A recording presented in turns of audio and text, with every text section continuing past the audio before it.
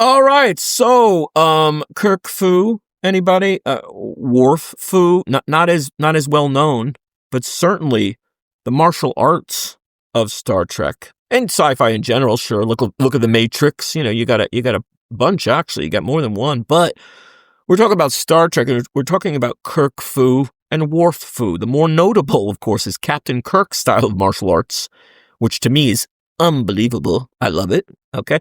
And then you have Worf, of course, who I love as well. And I'm coming up with Worf Fu. I don't know if anyone else does. He practices Klingon Karate. Anyway, but to share this journey, to share the martial arts and sci-fi and Star Trek goodness with me is my buddy and a martial artist himself. Real life, okay? No play. Is Brandon Cornelison. I like to say Cornelison. There you go, Brandon. Hello. Thank you, Will. Thank you. Thank you for having me here. Or should I say, kamsamnida, given the subject of the talk today. Wow, you're already getting authentic. I love it. Can you repeat that and explain? Go ahead. Okay. Yeah, I just rolls off your tongue. Go ahead. Okay, now what is that? Tell us. Oh, I don't know. I'm just talking shit. Oh, you're fucking riffing? You're just BSing? You're Kirk Fuing. Okay, there you go. Well, you're like Kirk Fuing. You're Kirk Fuing. You're just kind of riffing and you whatever, right. But it sounds great. There you go. But yeah, let's get right into it. Like the idea. Well, first of all, you've got to come on. You've got to give us some of your background in terms of martial arts, right? Give us, you don't have to have every belt explained, but give us what you know, what you do with your martial arts. I started out really young. Because my mom was actually a Taekwondo black belt, and she had done jujitsu as well. So back in the 70s, long time ago, I became, and I think it was probably around the age of 5 or 6 is when I started taking Taekwondo. Wow. Yeah, and your mom was like Ronda Rousey, right? Your mom was like a Ronda Rousey kind of. That's cool. Yeah. She was a tournament kickboxer. And she did quite well. She had a pretty good record fighting back then. But back then it was all pretty new, Sure. And then I kind of remember I was still a little tight, but they had Enter the Dragon had come out, and I had seen it. Nice. And when that show was on, I was instantly, it took me to a whole different level. I mean, I was liking doing karate with my mom and going to karate classes with her, but after seeing Bruce Lee, it was like, wow. Nice. And I'll say one word, and we should all know who loves that. Ready? Da. Right? Good old Bola. Han fucking you can't get better. Because again, Han himself I love that name, Sheikh Kim, whatever. The actor who played Han. But then you had Bolo Yeung, who's still with us. That big, beefy, brute beast that fuck it. And then for him to kill, Bolo, Bolo, da. Fuck, I just love it. Good shit. It's such a scary look, Damn, when you're just a young kid and you see that big dude and just wrecking people. Right, and he's fucking Han's puppet. He's Han's fucking henchman, Han's fucking bodyguard, and he's just stomping on him and shit. Look. Go ahead. Yeah, go ahead. Just demolishing dudes, Yeah. Remember when all the guards, he goes, the guards, when Han says something like, the guards failed us. So let them, fight Bolo so they can, earn the respect of living amongst us. And of course he kills them all. But I'm saying the one regret, which of course it's a small one in one way, is that we didn't see Mr. Lee versus Bolo. I still think about that sometimes. I'm like, fuck, yeah. Yeah, that's the one, yeah. I know. He was Bolo was Bruce Lee's short work. He just kind of dished him off the rope or like here. I was gonna say, because remember the scene and Roper's like, no, I'll fucking take care of this. Don't worry, dude. It's fucking awesome. And actually, it's true, because if he hadn't done that, that's Roper's showcase. Exactly. There you go. Good point. It's true. So I kind of made my peace talking to you about that now. Truly, it's true. You're right. Absolutely. But yeah, you look at what he could do, because he'd seen the damage that he'd done with the hand. Right. And it's true, because Bruce gets O'Hara and fucking Han. So it's true. Roper needed somebody. There you go. Very good. But yeah, you look at these. Yeah. Like, could it have been a thing? Could you imagine? He rolled that pole real quick. And I'm telling you. We'll have to ask our buddy Ross to do an AI version. I'd fucking beg Ross to do that. That'd be fucking amazing. Think about it. I'm telling you. It would be his light work, though. Definitely. And I love him, but Bolo, from what I understood, I think he earned belts later. If I remember correctly, he was like a strongman of China or a bodybuilder. I think he knew. I think he knew wrestling, maybe some light boxing, but then later, I think, who knows? But I'm just saying, the idea of that visual, that that dynamic it's just great. And I'm saying, like, going into Star Trek and knowing, of course, William Shatner, as you know, I did a great video, one of my best real-life martial artists, to think, right, he took the judo, the karate in his own life and translated it onto screen with Kirk. Right. And that's why, look, people, I mean, they affectionately joke about it, say it's Kirk Fu, but it is every ounce of authentism with stage fighting, with TV film fighting. Sure, it's not real, but it certainly is, for his prime, he could kick ass, and he made it believable. Yeah. Yeah, well, I had heard that Kirk Fu is kind of a mix of like stage fighting and judo and karate, and it was kind of like developed by Kirk and the stuntman. Yeah, sure. Yeah, and that's how they kind of came up with that fighting style. Kind of a lot of judo in it. Right, because I think it was a high degree of brown or black Shatner in real life. I mean, I'm not sure quite during the show, but I'm sure it was close. Then later, I think he for years, he pursued judo and karate. So, and Shatner was an accomplished dancer. So, almost reminds me of Bruce, right? Cha-Cha King. And, they can move. They know how to move. I remember years ago, an interview with Bruce Lee saying, I think he said Baryshnikov or Nureyev, the famous ballet dancers, what amazing martial artists they would make, because they can move and they can kick. They can kick almost better than most martial arts, right? So let me really kind of pare it down and give us sort of, a division, so to speak, delineations. Let's get right to it. I know you love both, but what do you think is better, or should I say, what moves you more? Is it Kirk Fu or is it Worf Fu? Be honest, just kind of riff. Well, you got to look at the differences between the two, and I think you're leaving one out as well. The Susmana for the Vulcan style. Aha! There you go. You got Spock. Bring in Spock. They're much more cerebral in how they do things, but they're also stronger than Klingons. Right. Exactly. Much stronger. Klingons are more on style and effectiveness in combat. Yeah. And whereas the Vulcans, they kind of have the finesse. You know? Yeah. With the Vulcan, with the neck pinch, of course, the nerve pinch. Yeah, of course. Yeah. I don't know. I think if you're talking about more of a kinetic warfare where it's mano a mano and they got forces against forces, I think I would have to give the edge to the Klingon, simply because of their experience in warfare and their study of, warfare and stuff like that. Sure. But as far as effectiveness, I would probably... I think I would have to go with the Susmana as a martial art in terms of, but I think that's probably something only a Vulcan could learn, though, maybe as well. Right, like you say, the idea of the neck pinch, right? The only one who ever used it, other than Spock, of course, was Data in Unification, I believe. Right, he kind of taught it to him because he's an android, so he was able to model, those nerve sort of manipulations or whatever, right? Because he was not a human.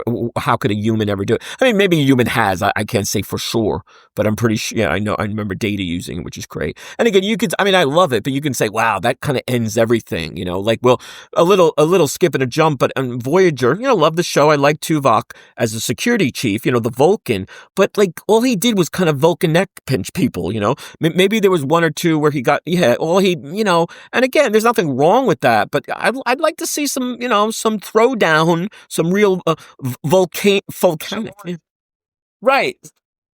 Right.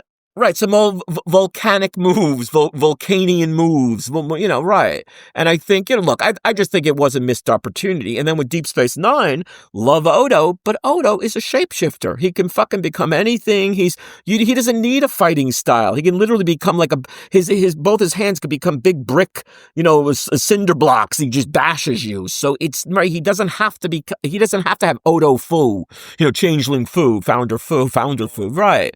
So again, I love them both. Plus, it's evolved a lot. If you go back from back to the original series, you had the Kirk Fu. It's more kind of judo based, and I love judo. I don't think judo gets enough. Yeah, agreed. Exposure out there. Definitely. I mean, they're so good. One second you're grappling with them, next second you're flopped over like a pancake. They're really good at that. Yeah, and is it Rhonda? I think Rhonda's a judoka. I think her yeah. One of the best in the world. That's a judoka, right? So it's cool. Accomplished, yeah. And then you go more toward now. And I'd heard, and I don't know if it's true or not, but I've heard they've used martial arts in Picard. Did you ever see it? Yep. No, that's a great. They say it's more mixed martial arts, more modern, mixed martial arts. No, it's a great segue. It's a great, right. It's a great segue because I was just looking it up. And the batleth, which we'll talk about in a bit with Worf, the Klingon, again, the curved sword, based on an ancient weapon from China, the deer horn knives. And so they were going back and forth. They said that Dan Curry, the creator, the designer of the batleth for Next Generation, he designed a new version called the Kurleth, and that was in season 3 of Star Trek Picard. Yeah. So he's still doing it, and he's a real martial artist. Dan Curry is a real-life martial artist, and he developed and he designed the batleth, which we first saw in this episode Reunion. That was season 4, and of course Worf's great love, Kalar, played by Susie Plaxton. She's killed by the evil Duras, and he has to take revenge and vengeance. It's awesome, and that's the first time we see the batleth, which has become like a symbol of Star Trek. Yeah.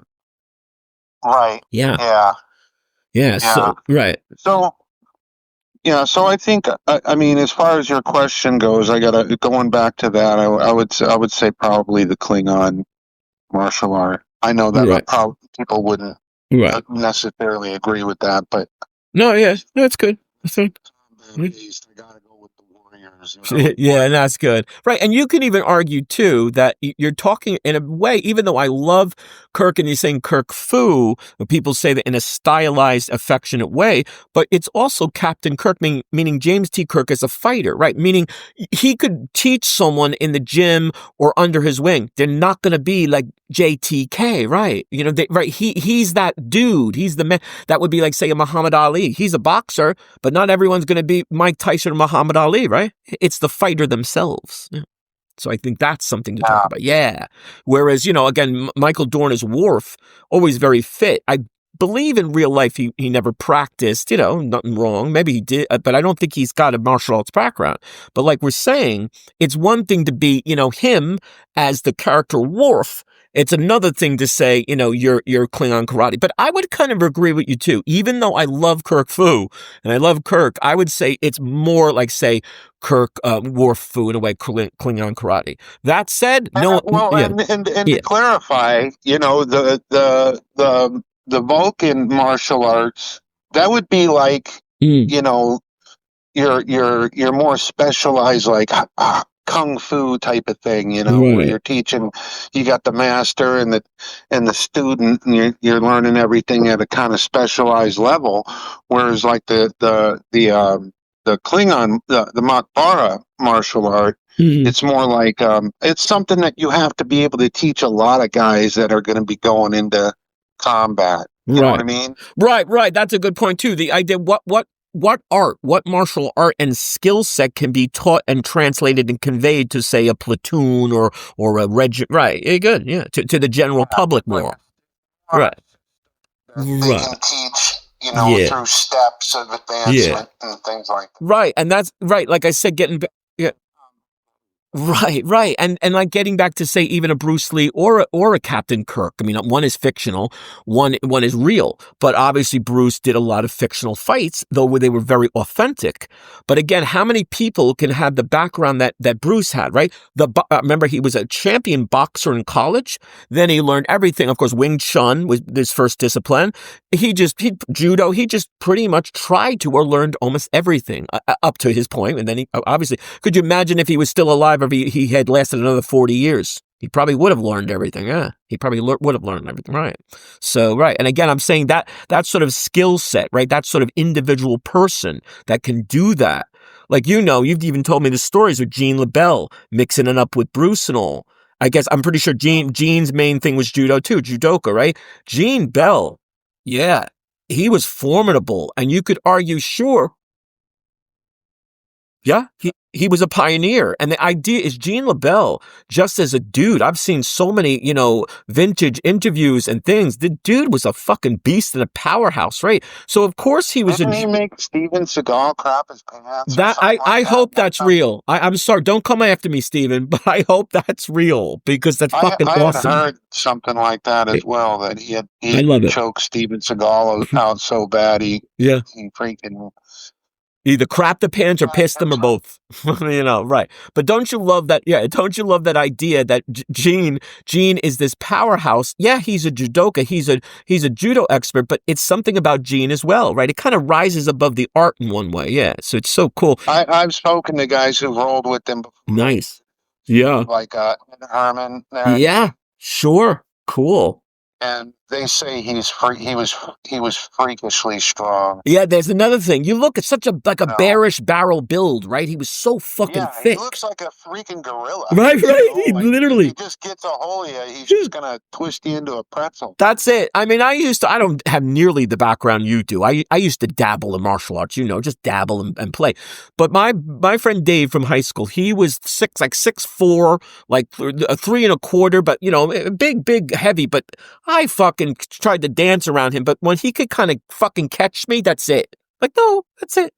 There's no way I'm getting past all that bulk and all that. Right. Exactly. So, right. It's about that individuality in one way that translates. And I remember Bruce would always say, what? It's like Jeet Kune Do. It's what what you adhere to more, what is more your style intrinsically. And you have to find that out maybe, but you do. And then he would always advise, learning, say, judo, karate, kung fu, whatever, do that basics, even say boxing, wrestling. And then you can go on and get kind of fancy and get kind of weird. Yeah. But, this is great. I'm so glad we're talking, because for years as buddies, we just talked about Star Trek in terms of the martial arts, but to see it from your point of view is really cool. So let me throw some things out at you in terms of classics. Okay. Is obviously, we were talking before about Amok Time, and that's the Vulcan episode. That's the introduction to Spock's world. And again, it doesn't matter how much you recall or whatever, but one of my favorite episodes, one of my favorite fights. And to refresh everyone's memory, there's 2 weapons used. So they don't do hand to hand. They do weapon melee, I guess, combat you'd call. So 2 of them are, the first one is the Lerpa. And that's like that big ass staff weapon, like, bow staff with a crescent shaped blade, like almost an axe blade. And on the other side, like a big club, like a big eraser, almost a big club. And then the En Woon is sort of like a whip garrote, like a bolo. And that, that's used later. So what do you think? I mean, from any memories you have of it, what was more sort of exciting, or what did you like about those weapons? Or I don't have a really, I know what you're talking about, but I don't have a really strong recollection of the episode because it's been years since I looked at it. Sure. But I do remember that crescent shape. Yeah, the axe blade at one end, right? The kind of right. Yeah, that'd be like the spear blade or the right. Yeah. Mm-hmm. Yeah, and the Klingons it's like a tournament. That's like a thing with them. They always have these tournaments, these high stakes tournaments. You know, what's the one that they have where they fight to the death for the honor and glory? Well, these are the Vulcans now we're talking about. You're talking about Klingons, though? I'm trying to think. I misunderstood. Yeah, no, that's fine. Amok time is Vulcan, but maybe there is something to. Well, they always do to the death because of like honor and vengeance. Like again with Reunion with the episode with Worf, because Duras kills Kalar. He's like, I'm getting that fucker. I'm going to get vengeance. And all the other Klingons of the ship go for it, Worf, if you can get that fuck. And they don't know that he's Worf's lover. They didn't know that's the baby mama to Alexander. It's a great one. You should do a rewatch on that. It's so fucking good. Because you know what makes it better, my friend? We could talk all about fights. We could talk all about shit. What makes it better? Two stand out. I mean, there's so many. Two stand out in my mind in terms of classic films is Enter the Dragon, and because of O'Hara and Han, right? Because O'Hara did what? If I recall, raped and killed Bruce's sister. That's it. You're fucking dead meat, right? And then Han is just you're taking all these beautiful girls and Chinamen, and you're making them into opium slaves and drug addicts. You fuck. So you're going down, right? And with Worf, it's the mother of his child and his love. He probably would have rekindled it, and he would have went back with Kalar. It's one of the saddest moments in Next Gen. So when he fucks up, Duras, you love it. Yeah, you just love it. Right. Yeah. So. I mean, I love. Yeah, that's good. About Enter the Dragon. Because Bruce Lee, he kept it really cool all the way through. Right. Knowing that dude was like high up, even maybe probably above Han, even though he pieced him up really quick. Right. That dude was like, public enemy #1, top of the shit list. O'Hara, you mean? Yeah, O'Hara. Yeah. O'Hara. Yeah. And I love him when he goes, O'Hara!